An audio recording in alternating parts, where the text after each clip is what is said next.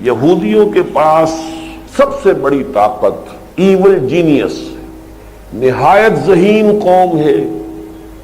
تمام بڑے بڑے فلسفی یہودی، تمام بڑے بڑے سائنٹسٹ یہودی، اور پھر یہ کہ ان کے اندر انٹریگ، سازش، پلاننگ، اس کی صلاحیت بے پناہ ہے.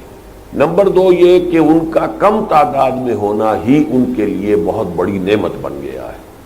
جب کوئی قوم زیادہ بڑی تعداد میں ہوتی ہے وہ پیسیو ہو جاتی ہے، ڈھیلی ہو جاتی ہے، لیکن جب کوئی مائنورٹی ہوتی ہے تو مائنورٹی بہت ایکٹیو ہوتی ہے، انٹیگریٹڈ ہوتی ہے. مائنورٹی کو ہر وقت تھریٹ محسوس ہوتا ہے میجورٹی سے. تو ان کا ایک چھوٹی اقلیت ہونا بھی ان کے لیے ایک طرح کی ان کی نعمت ہے کہ اس کی وجہ سے ان میں سینس جو ہے ایک ہونے کا. اور پھر سب سے بڑا چونکہ ان کا تعلق ہے نسل کے ساتھ. مسلمان سینکڑوں نسلوں پر مشتمل ہے، یہ ایک ملٹی نیشنل امت ہے، وہ ایک نسل ہے، نسل چلی آ رہی. اگرچہ ان کے ہاں نسل کا تصور عورت سے ہے، ماں سے نسل چلتی ہے، باپ سے نہیں، لیکن یہ کہ بہرحال جو بھی ہے وہ نسل سے ہے ان کا معاملہ. یہ ساری چیزیں ہیں کہ جس کی بنا پر ان کے اندر بہت بڑی قوت ہے ری جنریشن کی. ایک دفعہ تقریباً ختم ہو جاتے ہیں، پھر جاگ جاتے ہیں، پھر ختم ہو جاتے ہیں، پھر جاگ جاتے ہیں. جس قوم میں کوئی اسٹرانگ نیشنلزم ہو اس کے اندر یہ قوت ہوتی ہے. مثلا جرمنی اسی صدی میں 2 مرتبہ تباہ و برباد ہوا، اور ایسا تباہ و برباد ہوا کہ واقعہ یہ ہے کہ روئنگ ہو گیا بالکل، لیکن دیکھتے ہی دیکھتے دوبارہ اٹھ کے کھڑا ہو گیا. ان کے ہاں بھی ایک بہت اسٹرانگ سینس آف نیشنلزم ہے. وہ یہ کہتے ہیں کہ we are a superior race. بچے کے پیدا ہوتے ہی اور اس کی جو کنڈر گارٹن کی ایجوکیشن ہے وہاں سے شروع ہو جائے گا اس کے اندر یہ خیال پیدا کرنا، وہ جو ہے معاشرہ پیدا کرتا ہے you belong to a superior race. بعین ہی یہ بات جو ہے یہودیوں میں ہے، we are the chosen people of the Lord. ہم تو احباء ہیں، اللہ کے ابناء ہیں. یہ یہودی بچے کے دل میں پہلے سے ڈال کر پھر وہ اپنے تعلیم کا نظام کرتے ہیں. وہاں کہتے ہیں کہ ان کے ہاں ٹی وی نہیں ہے، بہترین ایجوکیشن ان کے بچوں کی ہوتی ہے.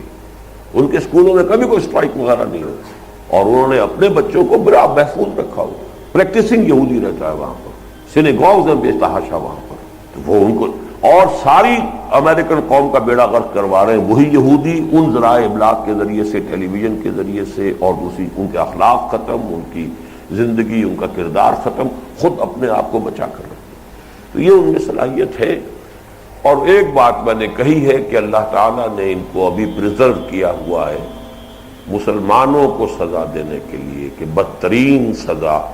میں مثال دے چکا ہوں، آپ نے پڑھ لی ہوگی اس کتاب کے اندر، کہ مولانا اصلاحی صاحب فرمایا کرتے ہیں کہ فرماتے تھے، اب تو بیچارے اس حال میں ہے کہ وہ کوئی بات چیت کر ہی نہیں سکتے، کہ یو پی کے اس علاقے میں جس سے ان کا تعلق ہے، اگر کسی شخص کو، راجپوت ہے وہ، راجپوتوں میں سے کسی کو اگر بہت سخت سزا دینی ہوتی تھی، کسی نے کوئی بڑی کمینی حرکت کی ہے، تو چمار کو، گاؤں کے چمار کو بلا کر اس سے جوتی لگواتے تھے اس کے سر پر، کہ ایک تو جوتیاں پڑ رہی ہیں، لیکن جوتی بھی راجپوت کے سر پر راجپوت کی پڑے تو چلو جوتی ہی ہے نا، راجپوت کی تو ہے، لیکن جب چمار کی جوتی پڑتی ہے تو اب اس میں انگریزی کا محاورہ بھی ہے to add insult to injury. ایک تو جوتے کی تکلیف ہے اور ایک انسلٹ ہے کہ چمار مار رہا ہے. تو یہ جو روحانی اور دینی اعتبار سے چمار ہیں دنیا کے، مغضوب علیہم قوم، ملعون قوم، ان کے ہاتھوں مسلمانوں کی پٹائی، توہین، تذلیل، یہ آج ہو رہی ہے. اسی لیے ان کو پریزرو کیا گیا ہے. باقی ان کا آخری انجام بھی اب زیادہ دور نہیں ہے، جیسا کہ میں آپ کو ان سوالات کے ضمن میں بتا چکا ہوں جو پہلے ہوئے تھے.